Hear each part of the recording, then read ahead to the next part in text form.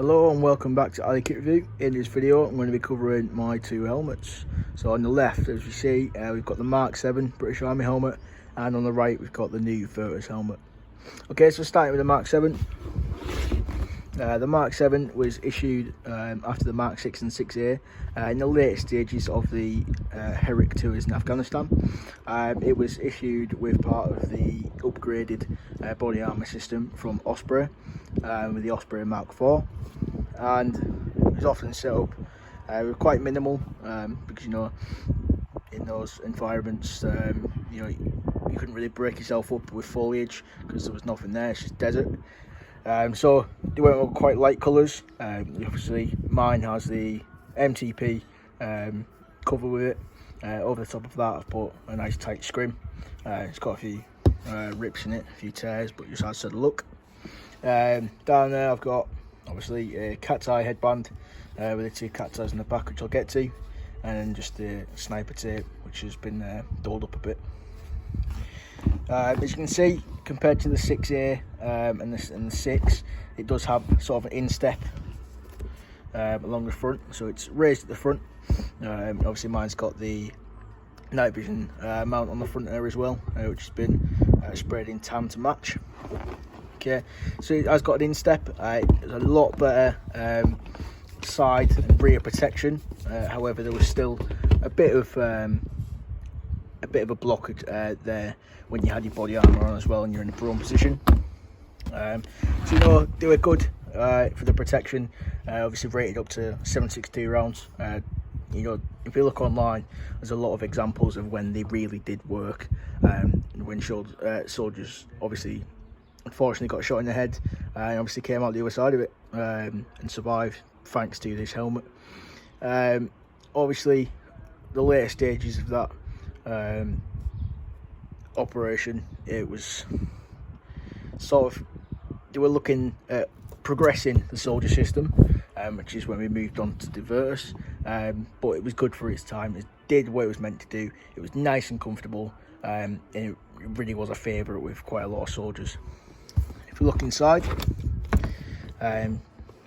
with the 6 we went from a 3-point system, which went to the two front points in the back. It went to a 5-point system, so now it has more retention around the sides, better padding along the back, and it was overall a lot comfier helmet compared to the 6. A big forehead pad there with rear pad at the back as well. They're really cushioned, really comfortable, and obviously adjustable straps with the loops.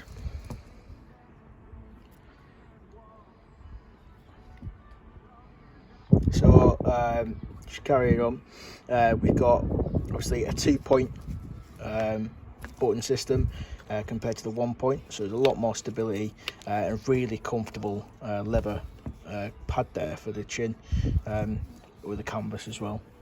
Inside, obviously the head retention system, just a nice secure net just to stop your head rattling around. Obviously at the back I've attached a little helmet loop just to clip to the helmet clip on my webbing. Like I showed before, I've got obviously the cat's eyes reflective bands, and then the rest of the night vision mount. So that's the MK7. Obviously, like I briefly mentioned before, following the Afghanistan campaign, the British government, the British forces, Ministry of Defence looked at progressing forward and upgrading the soldier system. A lot of science went into this, and looked at what some of the national forces had, and we decided to go with the revision system. So this is the Virtus soldier system from Revision. This is just the helmet. To go with that, there is also a body armour set, scalable tactical vest, the webbing, Commander's day sack, and Bergen as well. So as you can see some similarities between the two. This also has an instep, so it's raised at the front, so you can obviously fit your eye protection under there. But it's also a bit higher at the back, so it does give the protection that obviously your helmet needs to give, but you can also, it won't you know, get trapped in any of your kit. It won't stop your full range of movement, and it won't tip over your head when you do go in the prone position as well. So this one, I don't actually have a camouflage cover for this, so it's just a base tan underneath. Over the top of that, I've got a nice, similar to the other one, I've got the sort of nice tight scrim scarf. Over the top of that, I have a bigger helmet net, and then on the top of that, I have like a helmet scrim, a plastic scrim that you can get, and it's cut to shape. On top of that, I did sort of dull it and change it up a bit with a bit of spray paint, just like on the other kit, just to add that bit of camouflage. It breaks up the pattern, but it also looks pretty cool as well.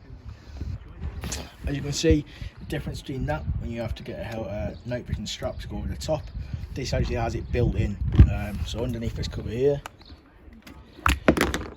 that's where your night vision attaches to. It's obviously held on through a screw there, and then one either side as well.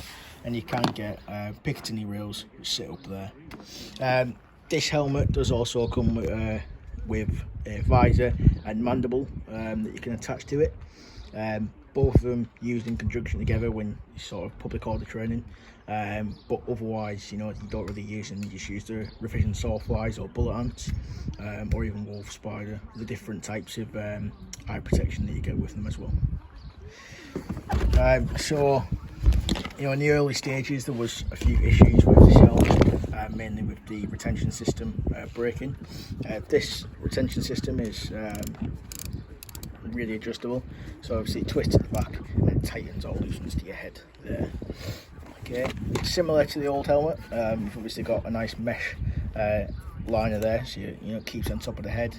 A lot of padding around the bottom, around the back, and a nice again padded front as well, just to keep your head in place, but nice and comfortable.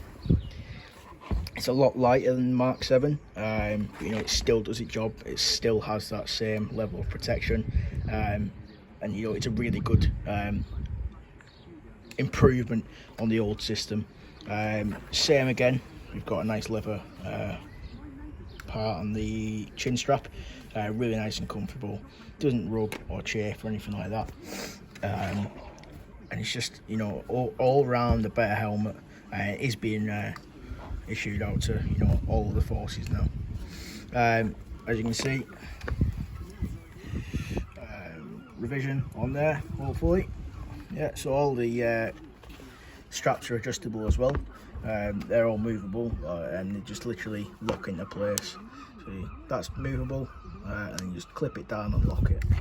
I did have to add an extra pad onto the back there because mine didn't have one, so I added that on. And on top of that, obviously I just did the sniper tape around the bottom, just to, you know, keep everything on and break up that bottom part. A bit of extra protection, and then same again with the cat's eye headband on there as well.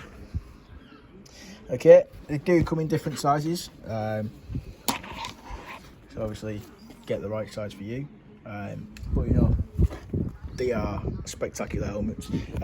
But like I said, I can't knock the Mark 7 because it is a really excellent helmet. They both are. They're both extremely comfortable. They both do the job. But you know, the new Virtus helmet just pips the old helmet. You know, especially with all the integrated parts, like the you can get the visor and all that sort of stuff with it as well. You know, again, it just, you know, come down to personal preference which one you prefer, but most of the regiments and battalions like you to have the new Virtus stuff now. You know, I've not really seen many people arguing, especially with the improvements done, so it doesn't break as easily anymore, if at all. And you know, there's no difference between para helmets and all that sort of stuff. It's all just one really nice designed helmet. A lot of time and effort and science gone into developing it for our forces. So obviously, like I say, it does come with other kit. You know, I just got the base helmet there, and you know, any questions about either of them, any questions about any other kit I've got, just please give me a message, write down in the comments. You know, keep nice and friendly. Hope you enjoyed this video. Please like, subscribe, and I'll see you later.